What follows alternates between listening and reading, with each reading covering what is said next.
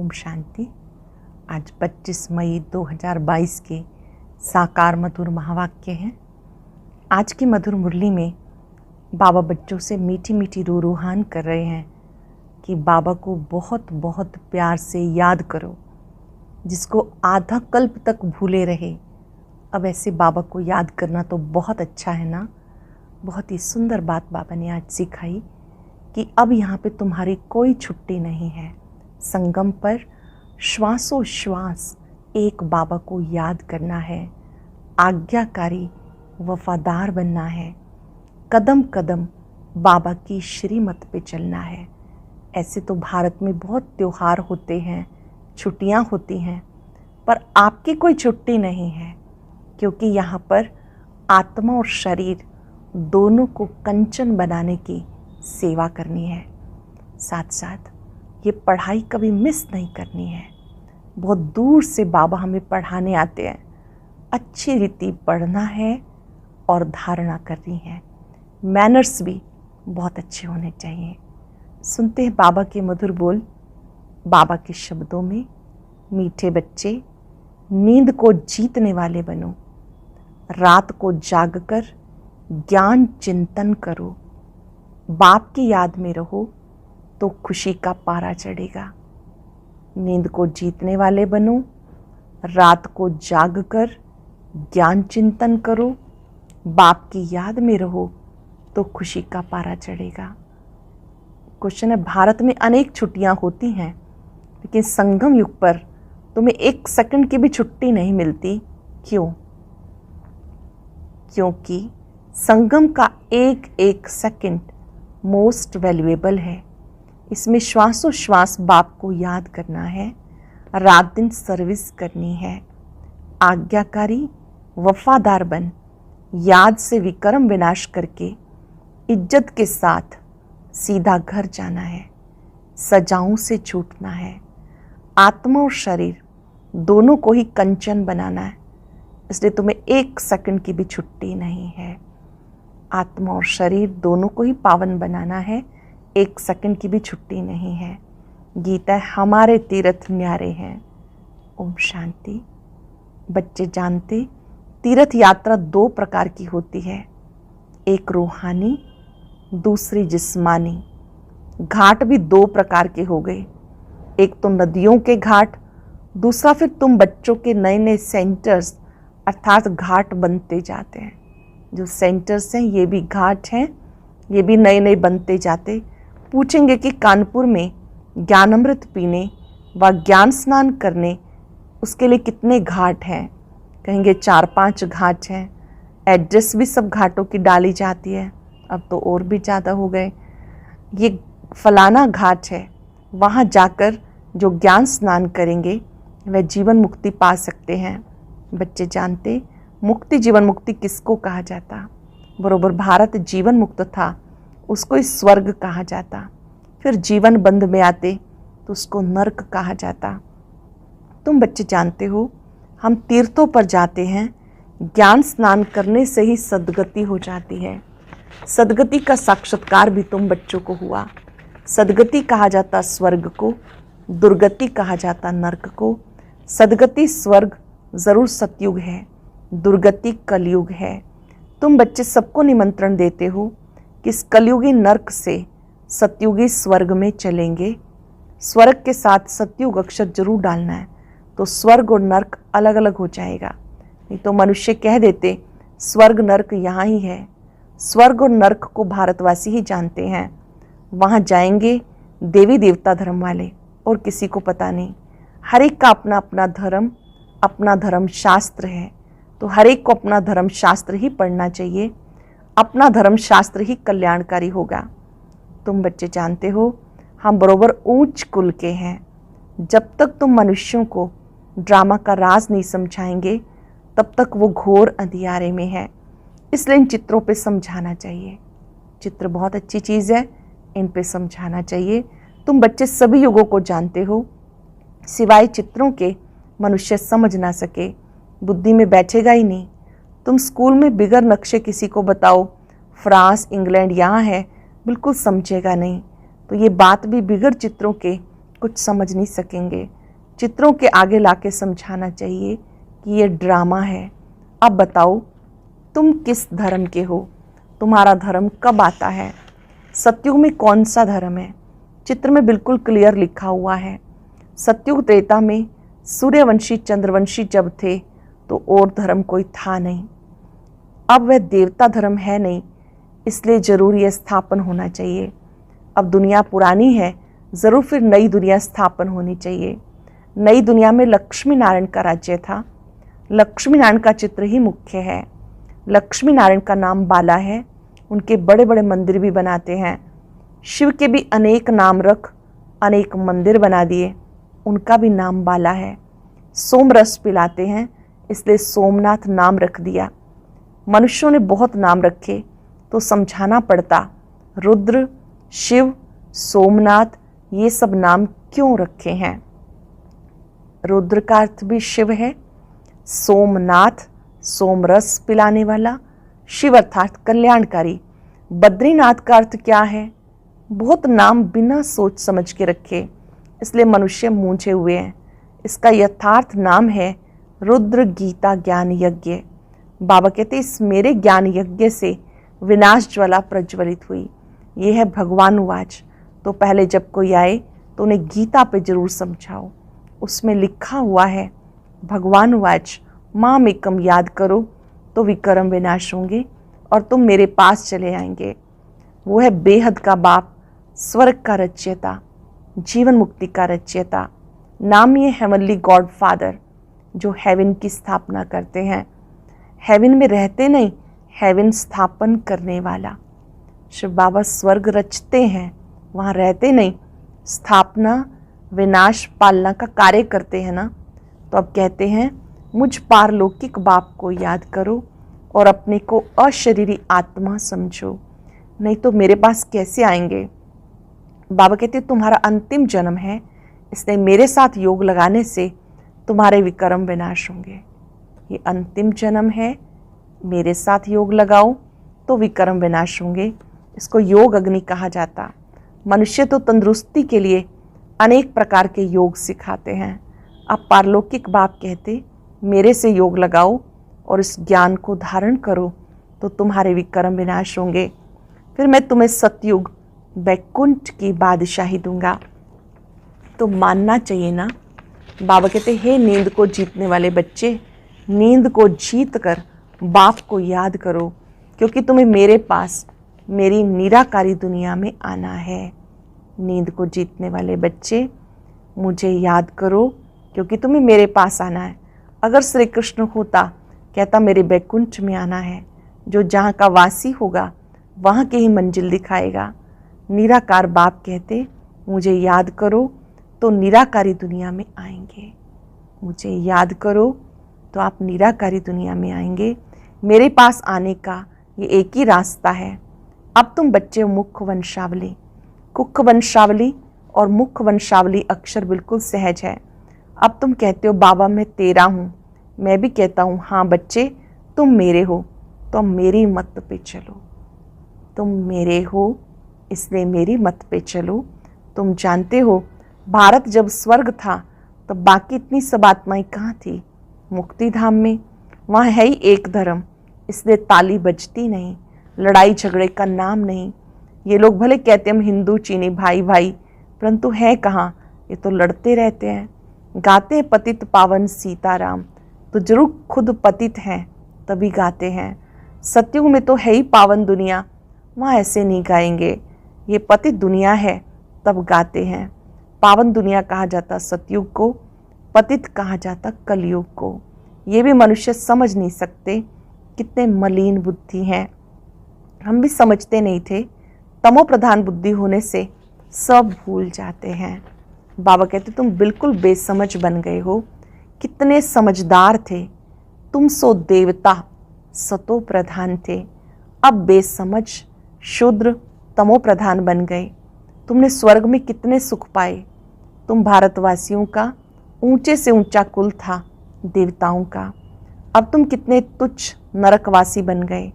ये बाप आकर अपने बच्चों को कहते, बच्चे फील करते हैं कि बरोबर हम सो देवता थे, फिर पुजारी बने।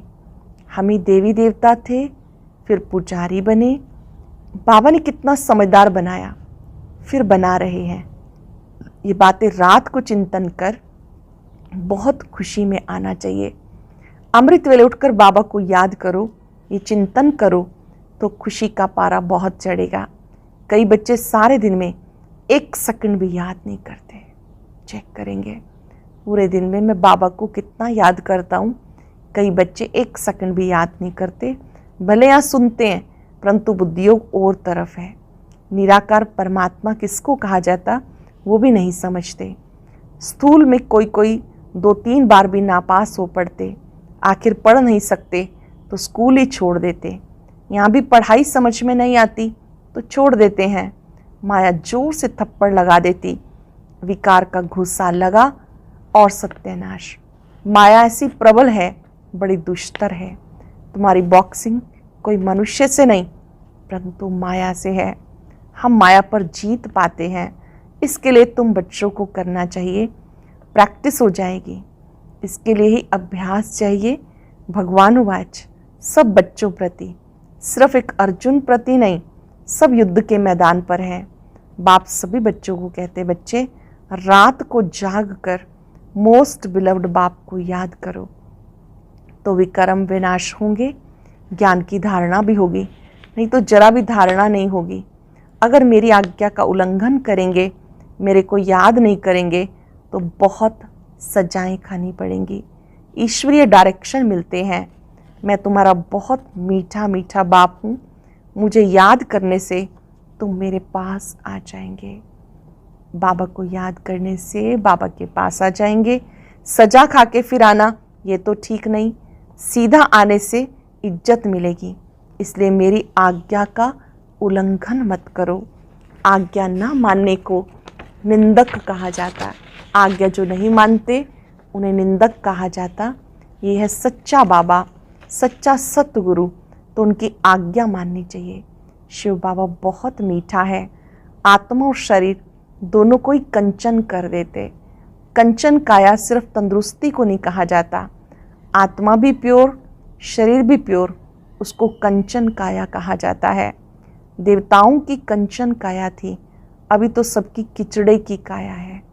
5 तत्व तमो प्रधान है तो उससे देखो कैसा बनता है। शक्लें देखो कैसी हैं। कृष्ण की तो बहुत महिमा है। ऐसा शरीर तुम्हें स्वर्ग में ही मिल सकता है। सतयुगी शरीर जिसमें श्री कृष्ण जी का शरीर कितना सुंदर, कितना कंचन है, बाबा कहते तो वहाँ ही मिल सकता है। अब तुम फिर सो देवी देवता बनते हो तो मुख्य बात, देवता बनने के लिए मुख्य बात, रात को जाग कर याद करेंगे तो प्रैक्टिस हो जाएगी। नींद को फिटाना चाहिए। प्रैक्टिस करने से सब कुछ होता है।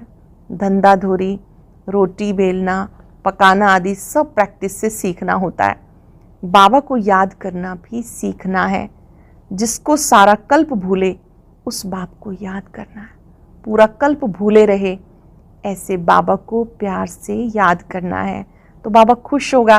नहीं तो कहेंगे ये वफादार फरमान बरदार बच्चा नहीं है, फिर बहुत सजा खाएंगे। उसकी तकदीर में मार है। यहाँ कोई थोड़ा भी किसको गुस्सा करते हैं तो बिगड़ते हैं। वहाँ धर्मराज सजा देंगे, फिर थोड़ा ही कुछ कर सकेंगे। जैसे जेल में गवर्नमेंट बहुत मुफ्त का काम कराती है। कोई बिगर मेहनत जेल भोगते हैं, कोई को मेहनत करनी पड़ती, किसी किसी को बहुत मेहनत करनी पड़ती, कोई बिना मेहनत के। तो धर्मराजपुरी में भी जब धर्मराज सजा देंगे तो कुछ कर नहीं सकेंगे। अंदर समझेंगे कि हमारा ही दोष है तभी तो सज़ा मिली है। ये भी फील करेंगे कि हमने बाप का फरमान नहीं माना इसलिए सज़ा मिलती है। इसलिए बाबा कहते जितना हो सके मुझे याद करो, जितना हो सके बाबा को याद करो। अच्छा देखो, भारत में जितनी सबको छुट्टियां मिलती हैं उतनी और कहीं नहीं मिलती, परंतु यहाँ में 1 सेकंड भी छुट्टी नहीं मिलती, क्योंकि बाबा कहते श्वासों श्वास याद में रहो। एक एक श्वास मोस्ट वैल्यूएबल है। बच्चों को रात दिन बाबा की सर्विस में रहना चाहिए।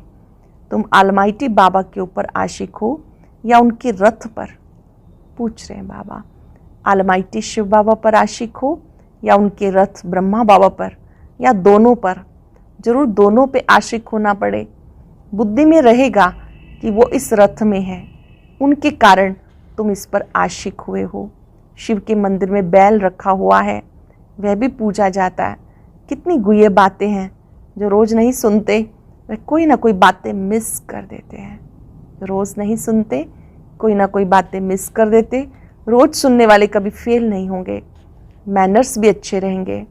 बाबा को याद करने में बहुत बड़ी प्रॉफिट है, बाबा की याद में बड़ी प्रॉफिट है। ज्ञान में भी प्रॉफिट है, योग में भी प्रॉफिट है। बाबा को याद करने से विक्रम विनाश होते हैं, पद भी ऊंचा मिलता है। जहाँ बाबा रहते हैं वो है मुक्ति धाम, ब्रह्मलोक। लेकिन सबसे अच्छा है ये ब्राह्मणों का लोक। ब्राह्मण जनेऊ जरूर पहनते हैं, चोटी भी रखते हैं, क्योंकि बाबा हम ब्राह्मणों को चोटी से पकड़ कर ले जाते हैं। इस समय बाबा आते हैं, हम बच्चों को फिर से नई दुनिया में लेके जाते हैं, पहले घर लेके जाते हैं। अच्छा, मीठे मीठे सिक्के लदे बच्चों प्रति माता पिता बाप दादा का याद प्यार, गुड मॉर्निंग। रूहानी बाप की रूहानी बच्चों को नमस्ते, रूहानी बच्चों की रूहानी बाप दादा को नमस्ते, गुड मॉर्निंग, शुक्रिया बाबा, शुक्रिया। धारणा के लिए सार, पहली पॉइंट है शरीर और आत्मा दोनों को कंचन बनाने के लिए बाप को याद करने की आदत डालनी है। कभी भी आज्ञा का उल्लंघन नहीं करना। पढ़ाई के समय चेक करना है बुद्धि इधर उधर भागती तो नहीं। पढ़ाई के समय चेक करना है हमारी बुद्धि यहाँ वहाँ तो नहीं भागती। कभी पढ़ाई मिस नहीं करनी। माया की बॉक्सिंग में कभी हार नहीं खानी है। वरदान है सर्वात्माओं को शुभ भावना शुभ कामना की अंजलि देने वाले सच्चे सेवाधारी भव। सर्वात्माओं को शुभ भावना शुभ कामना की अंजलि देने वाले सच्चे सेवाधारी भव। सिर्फ वाणी की सेवा ही सेवा नहीं, शुभ भावना शुभ कामना रखना भी सेवा है। ब्राह्मणों का ऑक्यूपेशन है ईश्वरीय सेवा। कहीं भी रहते सेवा करते रहो, कोई कैसा भी हो, चाहे पक्का रावण ही क्यों ना हो, चाहे आपको कोई गाली भी दे, आप उन्हें अपने खजाने से शुभ भावना शुभ कामना की अंजलि जरूर दो, तब कहेंगे सच्चे सेवाधारी। कोई कैसा भी है, आप उनको शुभ भावना शुभ कामना की अंजलि जरूर दो, तब कहेंगे सच्चे सेवाधारी। स्लोगन है पवित्रता ही ब्राह्मण जीवन का मुख्य फाउंडेशन है। धरत पर ये धर्म न छोड़िए। आज हम अभ्यास करेंगे मैं शुभ भावना शुभ कामना रखने वाला सच्चा सेवाधारी हूँ। सबके प्रति शुभ भावना शुभ कामना। बहुत बड़ी सेवा आज बाबा ने मुझे सिखाई। अंतःकरण से स्वीकार करें, मैं सच्चा सेवाधारी हूँ। स्वयं परम पिता परमात्मा ने मुझे सेवा का महत्व समझाया। कोई कैसी भी आत्मा है, मेरी भावनाएं उसके लिए सदा ही शुभ हो, कल्याण की हो।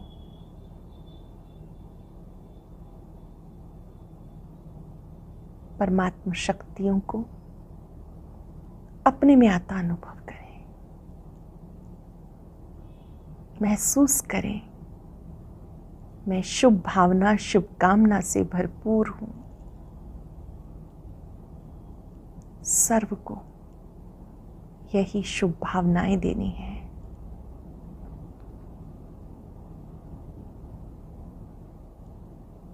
शुक्रिया बाबा, शुक्रिया। और अब सुनते हैं आज का अव्यक्त ज्ञान मोती।